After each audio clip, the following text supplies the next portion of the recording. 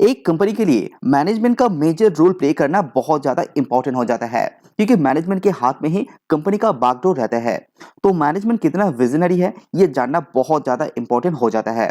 तो आज के इस वीडियो के अंदर सुजलॉन एनर्जी का मैनेजमेंट की बात करेंगे, जानेंगे कि मैनेजमेंट फ्यूचर गोल कैसे सेट कर रहे हैं, लॉन्ग टर्म विजन क्या है कंपनी को लेके, कंपनी का कर्जे को कैसे पे आउट करेगा, ऑर्डर बुक ग्रोथ कैसे कंपनी लाएगा, इसी सब बारे में बात करेंगे। तो चलिए शुरू करते हैं। सबसे पहले इंडिया के अंदर एनर्जी डिमांड को समझने की कोशिश करते हैं। अभी इंडिया के अंदर जो एनर्जी रिक्वायरमेंट होता है वो 410 गीगावाट के आसपास है, और ये आगे आने वाले 8 साल के अंदर यानी कि 2030 तक इसको डबल करने का इरादा यहाँ पे इंडियन गवर्नमेंट रख रहा है।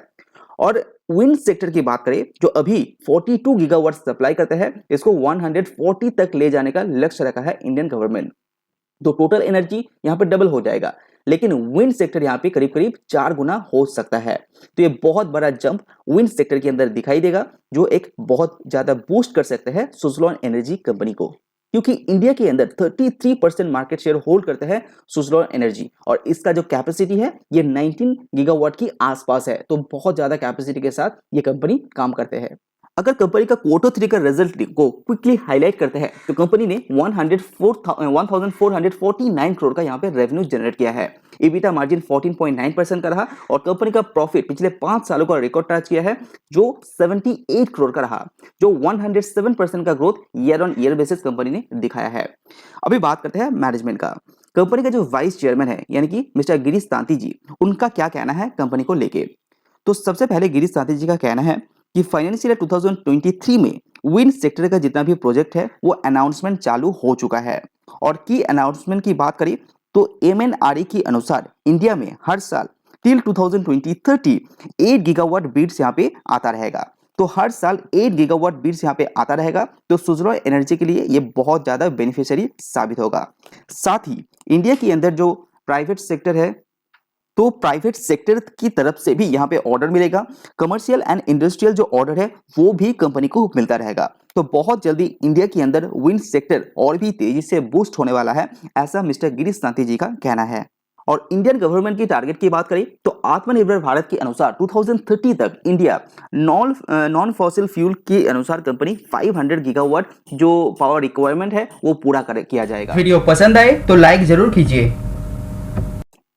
तो नेक्स्ट जानते हैं कि कंपनी का चीफ एग्जीक्यूटिव ऑफिसर यानी कि मिस्टर अश्विनी कुमार का क्या कहना है। अश्विनी कुमार का कहना है कि कंपनी क्वालिटी ऑर्डर के ऊपर ज्यादा ध्यान यहाँ पे दे रहे हैं। अगर हाई वैल्यू ऑर्डर की बात करें तो कंपनी वहां पे सबसे ज्यादा फोकस दे रहा है, जहां पे कंपनी हाई मार्जिन यहाँ पे चार्ज कर पाए।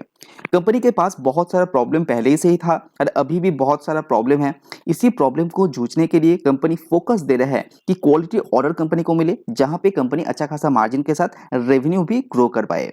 और जैसे कि आपको पता है कि सुजलॉन एनर्जी एक कैपिटल इंटेंसिव बिजनेस है, तो पैसे की जरूरत बहुत ज्यादा पड़ता है इस पर्टिकुलर कंपनी के लिए। उसी को टैकल करने के लिए कंपनी एक अच्छा खासा कैश भी मौजूद रखते हैं जो इनिशियल ऑर्डर है उसको कंप्लीट करने के लिए।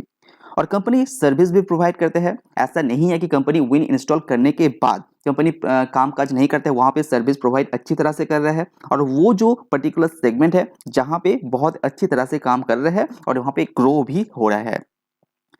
अगर मॉड्यूल की बात करें तो कंपनी ने रिसेंटली एक लार्जेस्ट विंड टर्बाइन सीरीज यहाँ पे एक्वायर कर चुका है, जिसका रिजल्ट भी यहाँ पे आ चुका है, जो अच्छा खासा काम भी कर रहा है। और मिस्टर अश्विनी कुमार का ये भी कहना है कि कंपनी अपना परफॉर्मेंस यहाँ पे इंप्रूव कर रहा है, और कंपनी अपने जो कर्जा है उसको लगातार कम करने का कोशिश भी यहाँ पे कर रहे हैं, और रिसेंट क्वार्टर में भी इसका एग्जाम्पल कंपनी ने दिखा चुका है। अगर कंपनी का CFO यानी कि हिमांशु मोदी जी की बात करें, जो 22 साल से इस कंपनी के साथ जुड़े हुए हैं और बहुत ही अनुभवी प्लेयर है, और इस पर्टिकुलर पॉइंट के अंदर कंपनी का जो बैलेंस शीट है वो बहुत ही स्ट्रांग होते जा रहा है। कंपनी अपने कर्जे को यहाँ पे लगातार रिड्यूस कर रहे हैं, ऐसा हिमांशु मोदी का कहना है। साथ ही साथ कंपनी का कॉस्ट है उसको कंट्रोल करने का कोशिश लगातार यहाँ पे कर रहा है। इसीलिए कंपनी का आप जो कॉस्ट सेक्शन देखेंगे वहां पे थोड़ा सा कंट्रोल भी कंपनी ने रिसेंटली लाया है। पिछले 5 सालों का रिकॉर्ड उठा के देखते हैं तो कंपनी यहाँ पे जो नेट प्रॉफिट पोस्ट किया है वो हायर साइड में है। और इंडिया के अंदर जो कमोडिटी प्राइस का स्टेबलाइज्ड होना भी इस कंपनी के लिए एक बेनिफिशियरी साबित होगा, और इन्फ्लेशन भी इंडिया में थोड़ा सा कंट्रोल में आ चुका है, जिसका भी इफेक्ट सुजलॉन एनर्जी को उतना बुरी तरीके से नहीं होने देगा। अगर सुज़लोन एनर्जी की ग्रुप की बात करें तो कंपनी 17 कंट्रीज में काम करते हैं और सबसे ज़्यादा यानी कि 70% कामकाज एशिया के अंदर ही होता है। कैपेसिटी 19.7 गीगावाट का है और 5,800 एम्प्लॉयज़ के साथ ये काम कर रहे हैं और आगे आने वाले समय में इसको बढ़ाने का इरादा भी कंपनी रख रहा है क्योंकि फ्यूचर डिमांड यहाँ पे बढ़ सकता है। तो अगर ये शेयर आपके पास है तो अच्छी तरह से रिसर्च कीजिए, उसके बाद ही लॉन्ग टर्म के लिए आप होल्ड करने की सलाह खुद को दे सकते हैं।